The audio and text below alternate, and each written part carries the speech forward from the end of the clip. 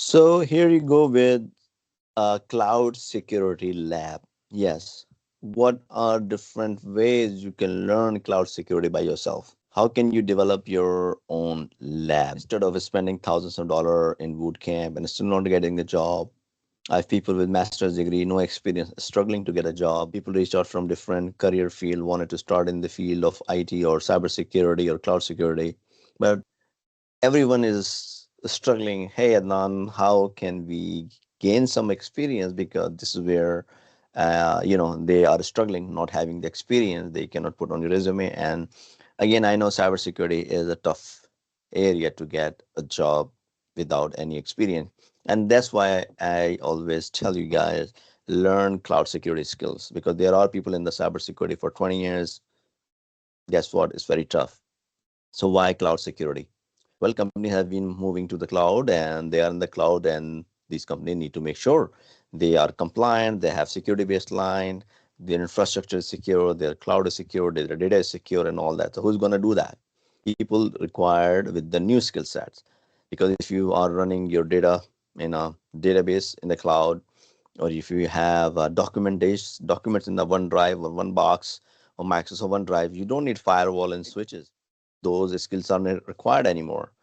So what are the new skills? Because in order for you to protect the data of your organization, one skill set you need at the bare minimum right now is when you access with your identity. So yes, I'm talking about you need to learn identity and access management. What it is identity and access management, those who are experienced, they would already know it, but those who are new, it's basically user ID and your password. But it goes beyond that. When you work for a company, you put your files in the cloud, but you need to control that to make sure data is not accessible to the people outside the company is one of those examples. So how do you make sure that? So that's one of those areas. So what you set up that tenant in Microsoft 365 or maybe in a Google workspace or something similar, you got to make sure you have the right control procedure and policies to protect the data in the cloud. Same way you can do the protect the machines in the cloud, protect anything in the cloud. So there are different flavors, infrastructure as a service, software as a service, and platform as a service. So today I'm focusing on identity when it comes to software as a service. And this is where you don't need to go back and learn the skills people have been learning for the last 20 years. When I started, people were learning Cisco and CCIE and was that of a thing. But today, things have changed. We are talking about AI and AI security and learning these, and threat vector has changed, threat landscape has changed. So many things have already been changed. And this is where I'm telling you to learn and focus your skill towards cloud security. So if there is a company which is a startup and they're in the cloud, maybe AWS, they don't need somebody with a skill set of, in my opinion, to set up a router and switches because everything in the cloud and they have VPC and virtual private network and everything. As long as you know basic networking skills, you're fine. So when it comes to identity and access management, you can set up your lab environment. You can set up a free trial version of Office 365, Azure, AWS, and GCP, and that's how you're going to do that. And then when you can log in, you can create identities. I have a full lecture available on my YouTube, so go in and search for Office 365 administration. You'll find the all details there. But here, what can show you on the screen, when you go to Microsoft 365 website, it says try for free. You can set up a free account. You can do the same for GCP and AWS. But again, this is software as a service for Microsoft 365. And the reason I'm telling you to Office 365 is because, or Microsoft 365, every organization run their email in 365. So why not start from there? Because chances are it will help you land a job much easier in the corporate world. You may also learn Google Workspace, but Google is mostly used in school and colleges and nonprofit. So again, if you really want to make good money, work on the product which are being used in the corporate environment. And this is a huge growth. Then you can go from Microsoft to Azure. And if you learn Azure, then you can learn AWS. There's no much difference. Underlying infrastructure architecture is same. These are the front end tool. As long as your concept is clear, you're good. So for example, here, if you learn about Defender, tomorrow you can work on another endpoint product like Tanium or Sentinel-1 or CrowdStrike or you name it. So that's the idea. So you need to be able to develop yourselves. Your skills are transferable every couple of years, and you are in the market. That's how you keep up with that. So let's just set up. I do have multiple tenants. Let me just show you Cloud Master. And yeah, I hope this account I have not created before, but I don't know. We'll find out. We do a and we'll save it. I will put some fixtures and 1991 and enter a code. They send me a code, so I'm just taking the code on my mobile device. And once we get the code, we'll put the code. And all right, so here is the code, one-time code 80.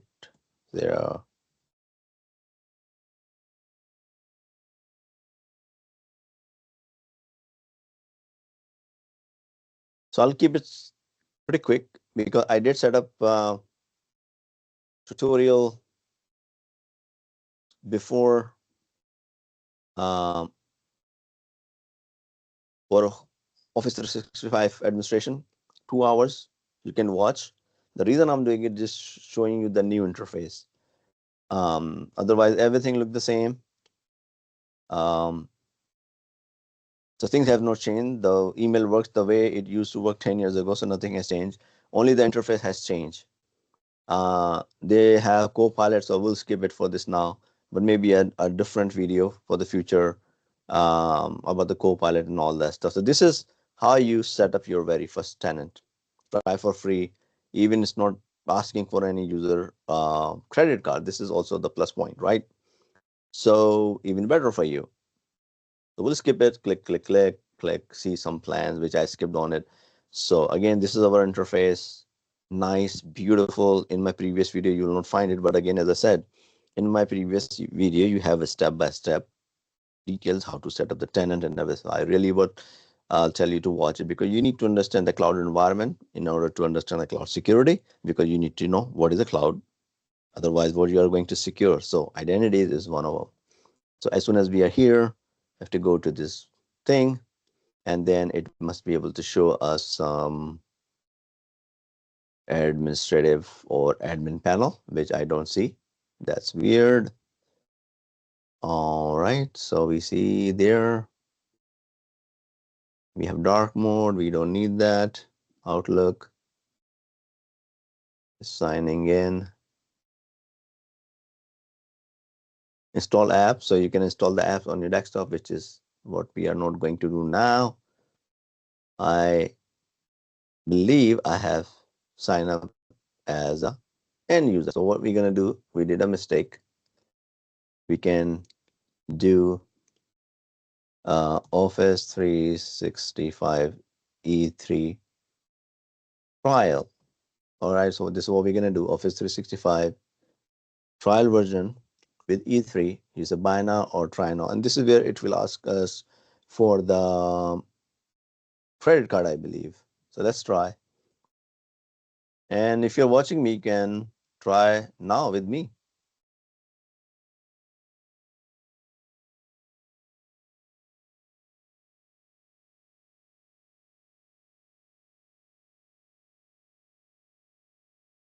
Okay. Because if you need to continue the tenant, you will need that number. You can put 5, 25 people, or 49. Again, I would like to share. No, I don't want to share. I hope it doesn't ask me. See, it's asking for the password. So I'm gonna put my other number, which is a different number, and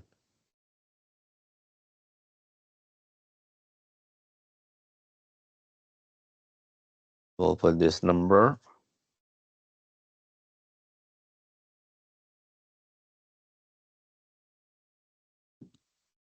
It will send the verification code because I'm not gonna take the number, because this number is my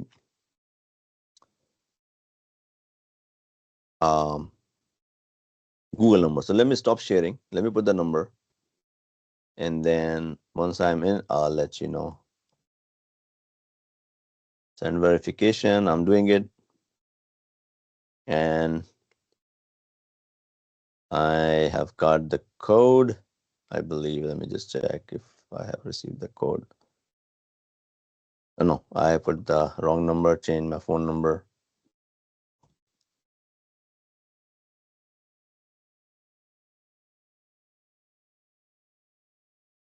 Send the verification code. So it says I have taken this number. Oh my God, so many times. But anyways, I will show you my tenant. This is what it looks like. So it will give you an idea. And once I'm in the tenant, I will show you what it looks like. And I've shared it many times. And I'm sharing again. So this is what it looks like when we come to the tenant, like this.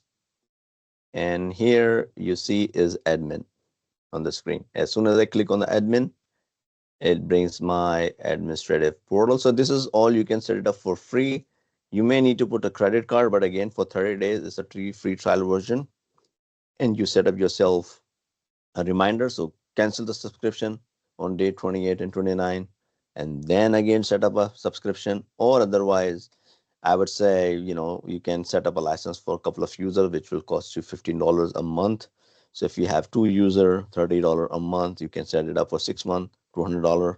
So if this is how you want to do it, you can spend some money. It's the one of the best and cheapest way to do it.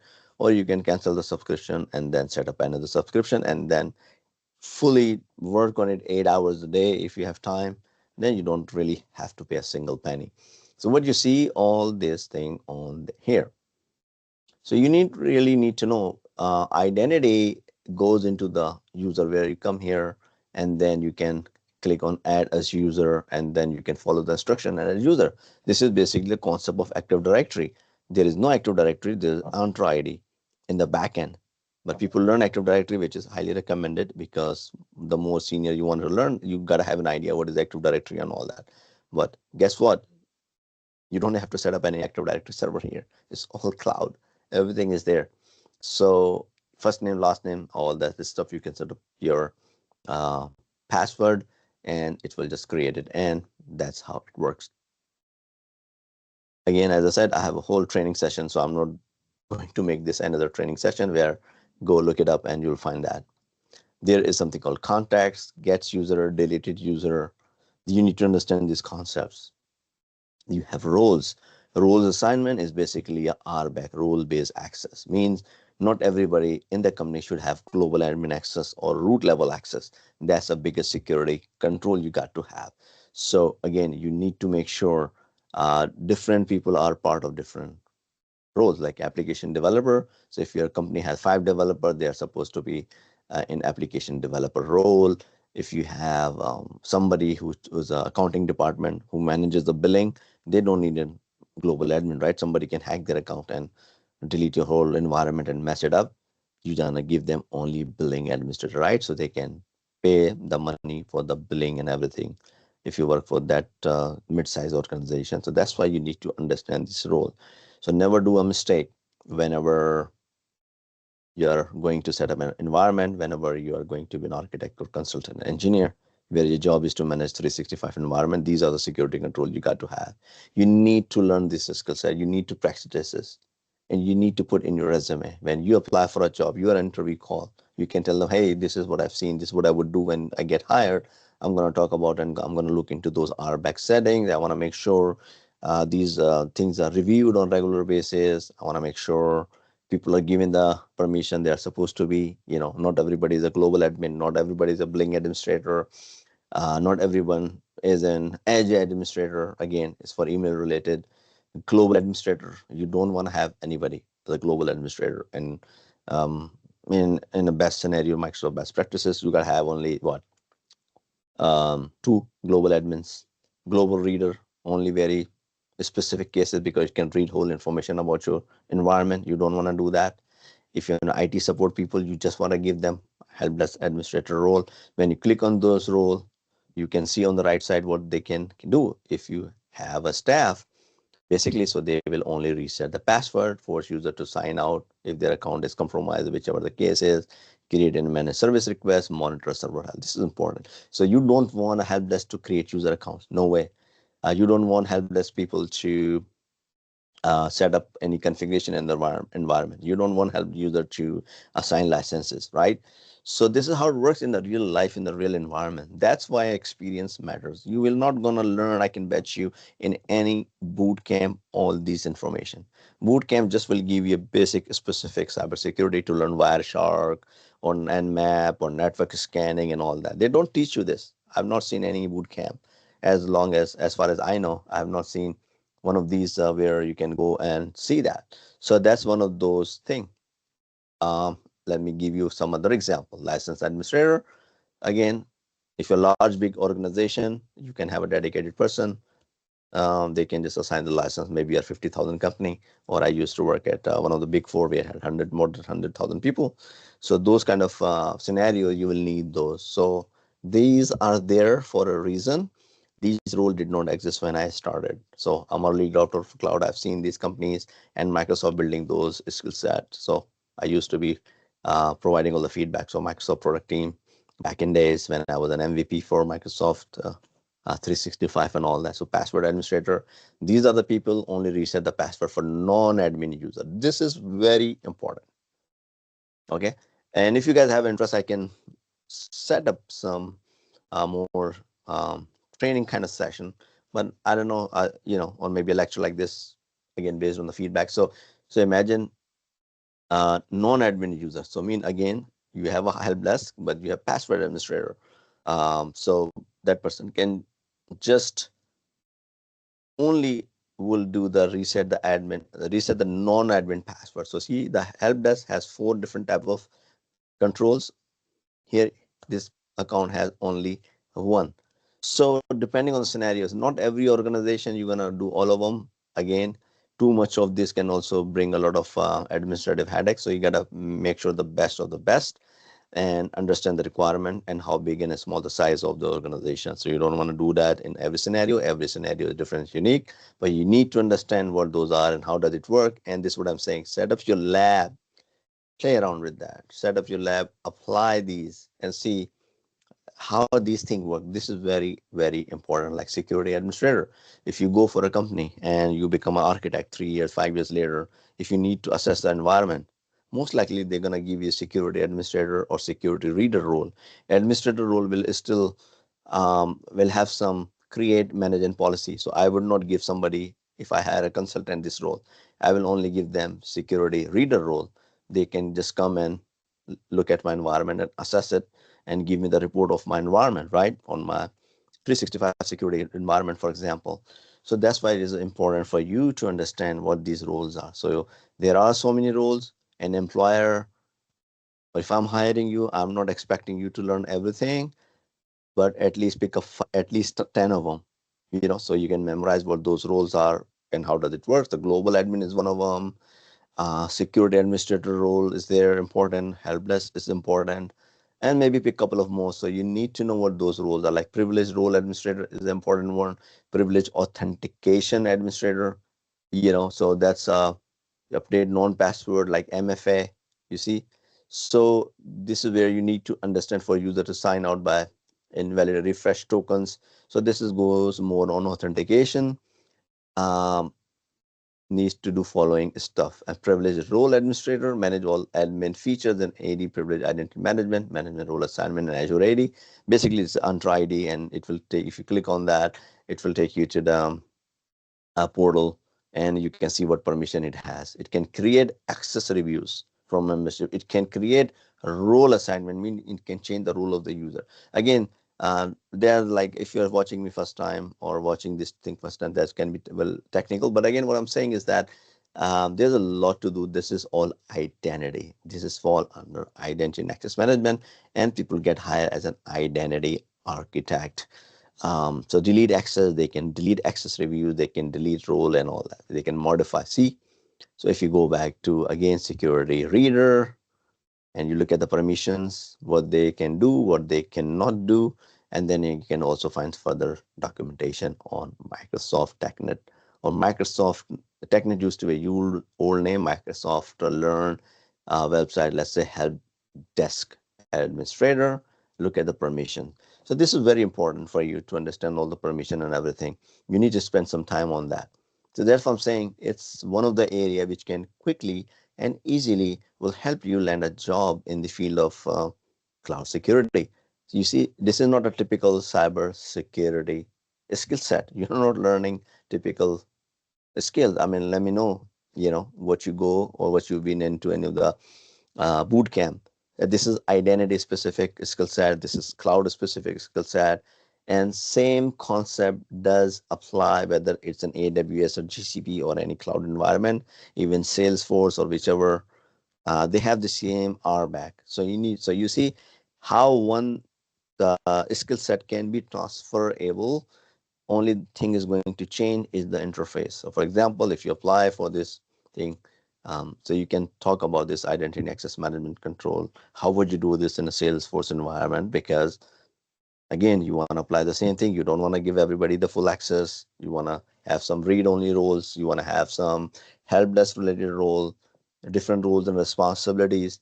So that's how it works. I have not even gone through any more of that because again, I want you to focus and start learning that. So again, as I said before, people are struggling to find a job.